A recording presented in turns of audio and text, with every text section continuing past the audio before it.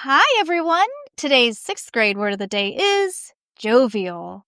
Definition: cheerful and friendly, full of good humor. Example: the once chaotic parents of Chuck E. Cheese suddenly became jovial after their first overpriced cold one.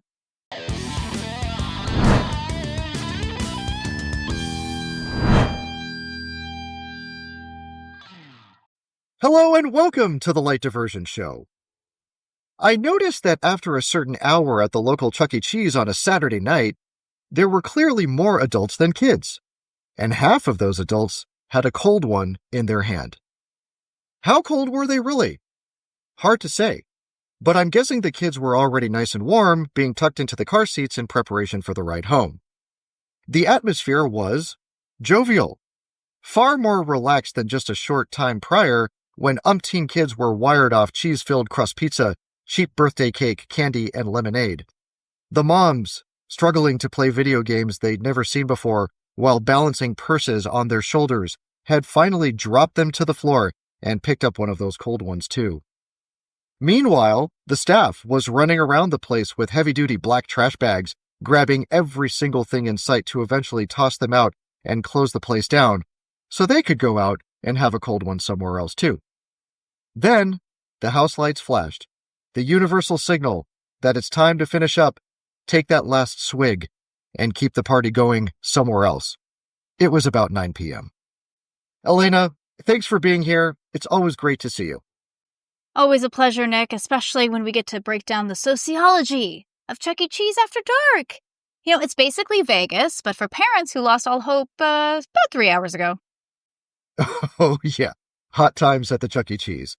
Okay, what's your take on this cold one situation in a place like this?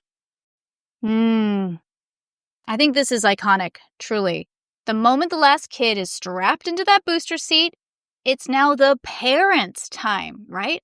And honestly, they've earned it. They just spent 3 hours negotiating peace treaties between kids in a ball pit, deflecting screams, pretending to enjoy whatever is in that pizza.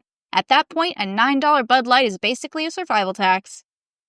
Yes, I love it. Survival tax, Bud Light, fantastic. And by the way, our sixth grade word of the day is jovial. I kind of feel like that word fits here. Jovial, Oh, yeah. Yeah, that's exactly what happens when that overpriced beer hits. Those parents go from miserable hostages to suddenly finding everything hilarious. The same dad who was begging his kid to stop shoving tickets in the wrong slot is now giving high fives to strangers and making best friends at the beer line. Exactly. And I could see the complete release of all social standards happening in real time. I almost fell into it myself. But it's like they just went, screw it. After a night like this, I don't care what anyone thinks anymore. So is this a specific demographic, though? That's an interesting question. Or is this just the inevitable devolvement of a person who's been trapped in an arcade nightmare for too long? Nick, I really think that this is human nature. There is no demographic. This is what happens when you spend hours listening to robotic mice singing over cover songs while children scream at decibels that should be illegal. At some point, dignity has to take a back seat. Chuck E. Cheese is an emotional battlefield, and that beer? Oh, wave it, that's the white flag. And corporate at Chuck E. Cheese knows exactly what they're doing. If you're going to sell cold ones anywhere, especially at something like $8 or $9 each, that's the place. The parents were lined up at the drink bar, man. Oh, 100,000%. They know it. That is why that beer is just good enough to keep you going, but not so good that you'll stay too long, right? They want you to get just relaxed enough to forget how much you spent on tokens and then hit you with those house lights. That's the cue, right? Time to go. Trust me, when you're a little half-drunk days, you comply. Yeah, and I saw it happen. The second those lights flickered, parents were grabbing jackets like they just got hit with a military evacuation order. It's because of that survival instinct. These parents don't want to be in there any longer than necessary, right? You know who does, though? That one guy who refuses to leave because he's, quote, still finishing his beer. Oh man, that guy.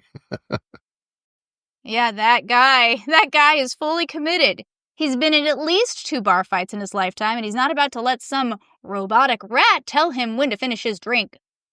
I can't really picture bar fights at a Chuck E. Cheese. That's an interesting one. But speaking of survival, what do you make of the stressed out moms trying to keep their kids from going full feral by playing arcade games with them?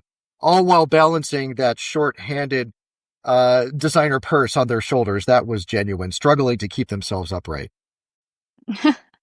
Oh, Nick, those moms are the true warriors, right? Do you think their goal was fun? Nuh-uh. No. It was containment. Those little monsters were one bad game away from going full feral, and Mom was in damage control mode, right? That purse? That was a shield. The arcade tokens? Bribery.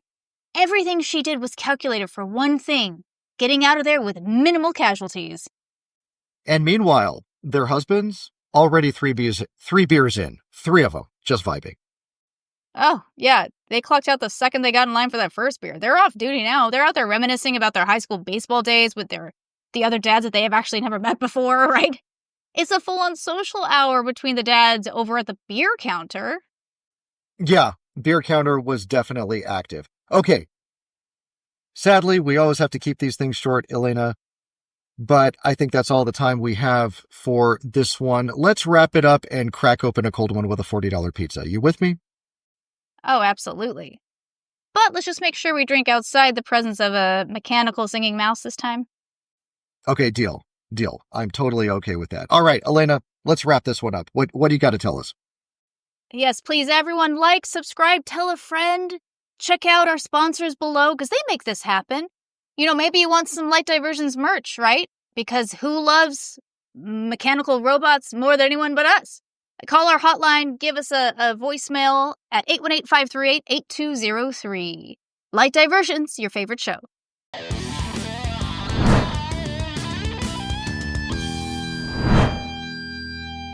Michael, it's from Toronto.